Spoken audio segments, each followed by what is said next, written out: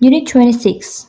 Strategic line for building up socialism and communism. This lesson is on the strategic line for the building of socialism and communism clarified by the Juche idea. The strategic line for the building of socialism and communism clarified by the Juche idea is to carry out the three revolutions, ideological, technological, and cultural, thoroughly while strengthening the people's government and steadily enhancing its functions and role, and uphold the spirit of self-development first.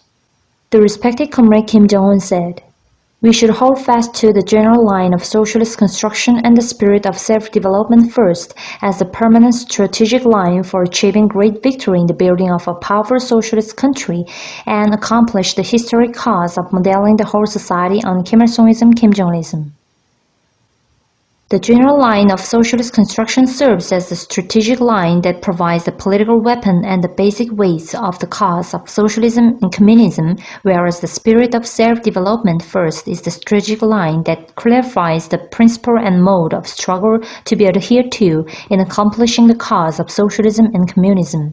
The strategic line for the building of socialism and communism clarified by the Juche idea is to carry out the three revolutions, ideological, technological, and cultural, thoroughly while strengthening the people's government and steadily enhancing its functions and role. Strengthening the people's government and steadily enhancing its functions and role are an important content of the general line for the building of socialism and communism. People's government is a powerful weapon for the building of socialism.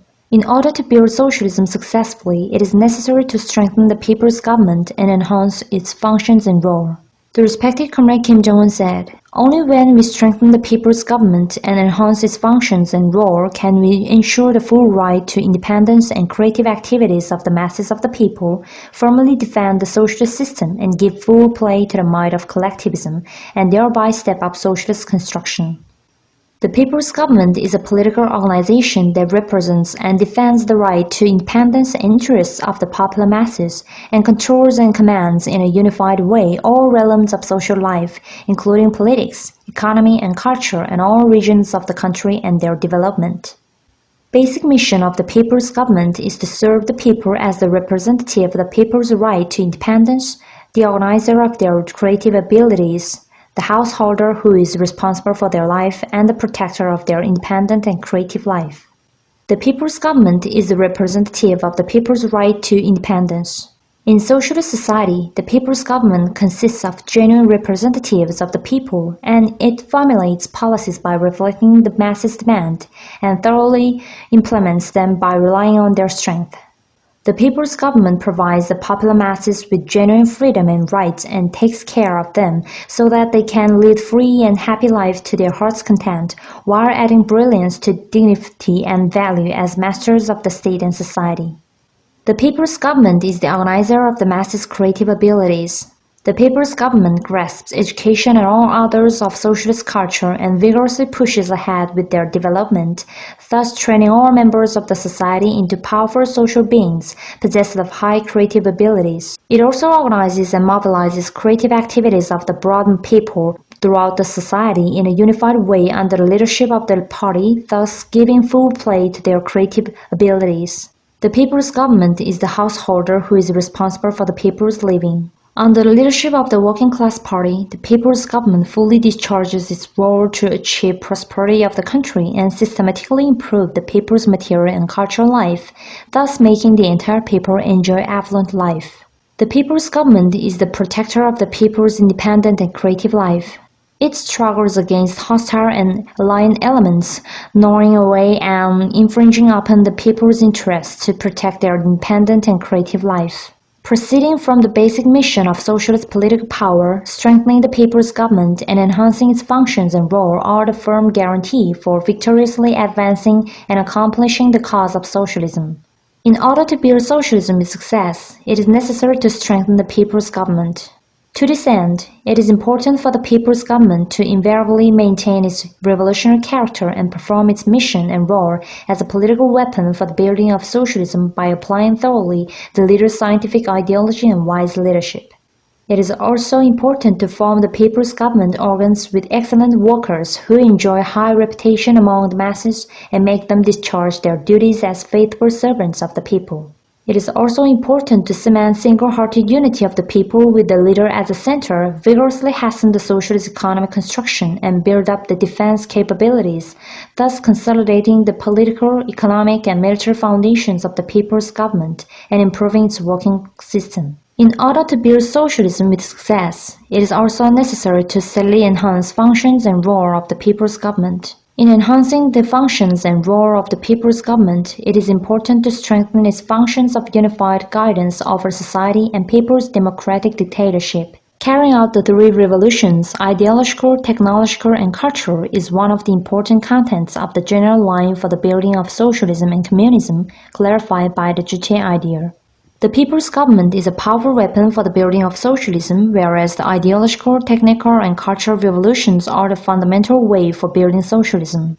Ideological, technical, and cultural revolutions are the tasks of continuous revolution to be carried out in the whole period of building socialism and the revolution of the highest stage for realizing the people's independence.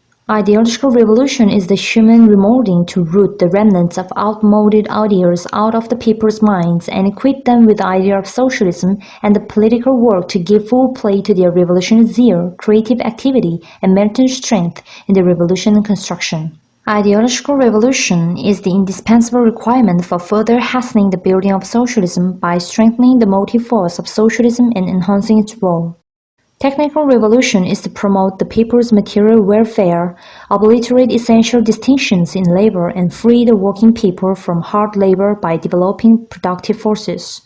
Technical revolution is the fundamental way for laying material and technological foundations as required by socialist society by remaking nature.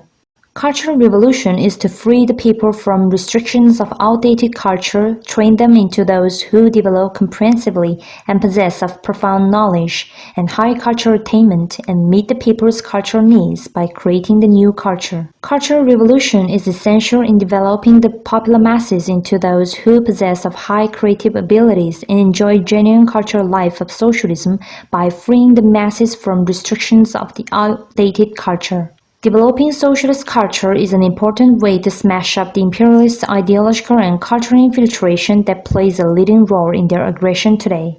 It is a principle to be adhered to in carrying out the three revolutions to press ahead with the technical and cultural revolutions while giving priority to the ideological revolution. People's ideology is the main in the revolution and construction, and everything is decided by the people's ideology. Therefore, ideological revolution is lifeline in the cause of socialism. Priority should be given to ideological revolution.